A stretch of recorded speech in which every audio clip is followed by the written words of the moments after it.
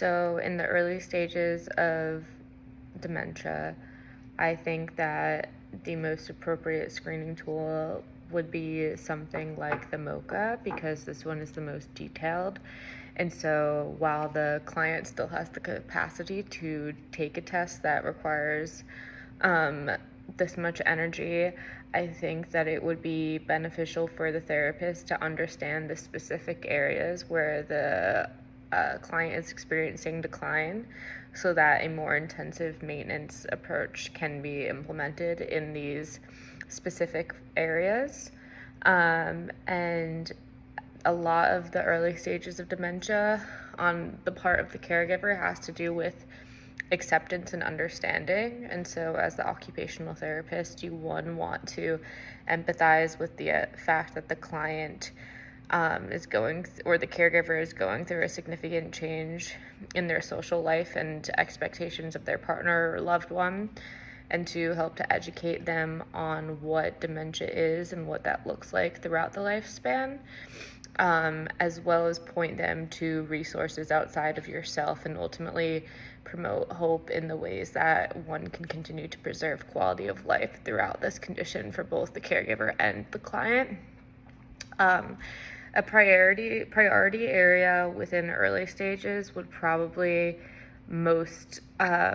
be dedicated towards maintenance. And so once you identify the spheres where the client seems to be beginning to exhibit their Alzheimer's, you would want to target your interventions towards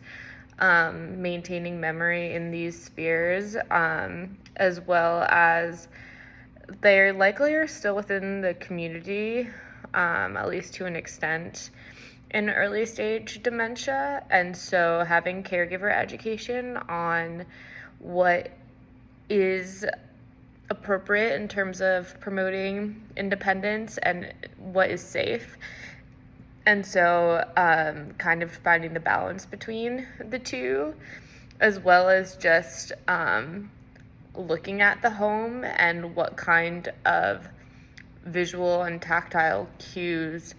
that could best support the client either now or will in the future. So kind of preparing the caregiver for those steps that will be taken as the condition progresses. And within early stages of dementia, there may not be significant changes in the communication style, but having general patience for memory loss, I think, is really significant because the caregiver may not be acclimated to the way that their loved one is shifting in terms of their memory. And so really promoting patience and then also awareness of what is to be expected as the condition progresses so that the caregiver is prepared to have roles shifted within their life. And then in the middle stages of dementia, the caregiver is likely making the most changes within their life because this is kind of where they have to assess if their loved one is safe on their own, or if they have the capacity. They're likely unsafe on their own, and so the caregiver has to assess whether or not they have the capacity to continue to live with or be the caregiver for their loved one, or if they have to move them to a more supported facility. And at this stage, I might utilize a slightly shorter, more simplistic cognitive screening like the slums, so that it requires less energy of the client but still allows you to see the way that their memory has shifted or their overall cognitive ability. And so I think that the OT role in supporting the caregiver here is by largely pointing them to resources, again, that can support them, maybe a day club center, so that if the caregiver is only able to care for the loved one during certain parts of the day, they have a space to bring their caregiver to. Similarly, the memory care centers that specialize in Alzheimer's and dementia, and the possibility of assisted living and giving them an idea of what that may look like, as well as, of course, communicating these ideas to the client and gaining client input on what that might look like. And a priority area for intervention in this phase is the beginning of more of a rehabilitative approach. And so looking at task modification and environmental modification for this individual. They may have a more difficult time with ADLs and self-care generally. So how a caregiver and client can facilitate the most independent level of self-care which the client is capable of while remaining within what is appropriate for both of their energy levels. And so I would probably also want to do a home assessment if the client is going to continue to age in place and pay more attention to fall risks as well as environmental cues that simplify any task, including even just turning a light switch on and off. And even if the client doesn't present as needing it at that exact moment, it again would be preparatory for those later stages or that late stage. And at this stage, I would definitely emphasize in terms of communication from the caregiver to client more simplistic sentence structure, as well as using maybe picture prompts or tactile cues. I would demonstrate perhaps hand over hand prompting, as well as even boards that kind of list what a client is expected to do within a certain day so that it could be referred back to. Maybe having their bedroom identified by a picture or something so that the client is more able to find it. And then also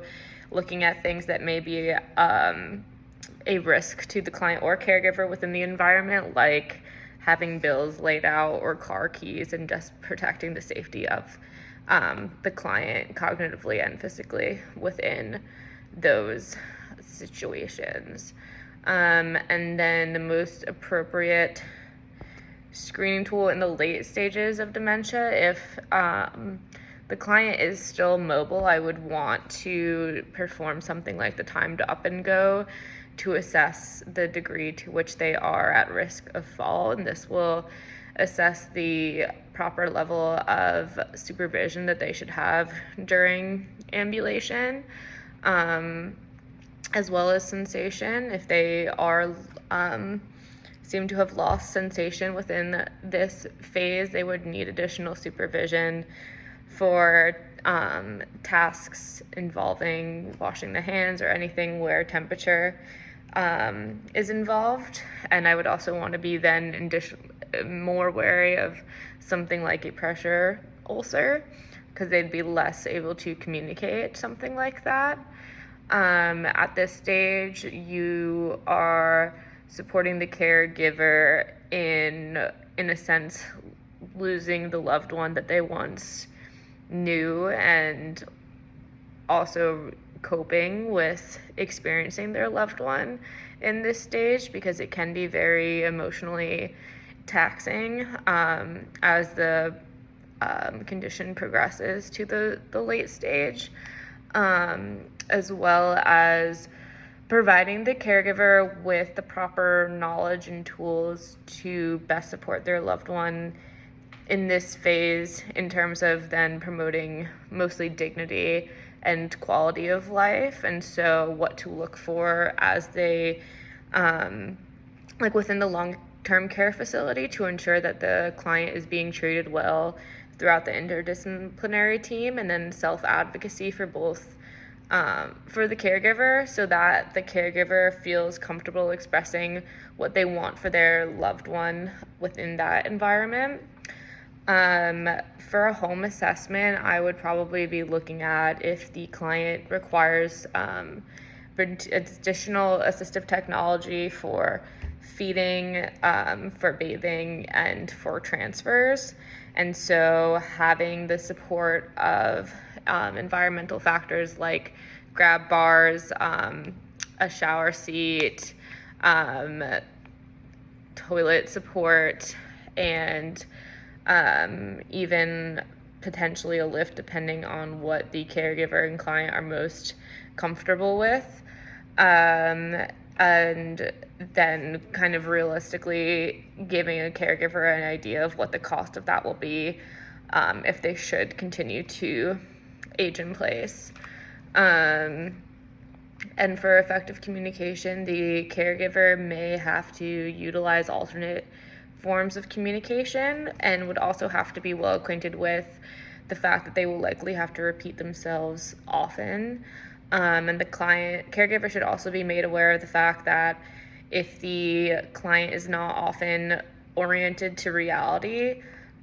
they should most empathize with the emotion that the client is feeling rather than what they are necessarily saying, because the caregiver may have a difficulty really understanding their loved one at all during this stage in terms of what they are saying, but the caregiver can provide support emotionally regardless. And so this is really important to preserve the client's well-being within those late stages, and then also just to realistically prepare the caregiver for what they might feel and see.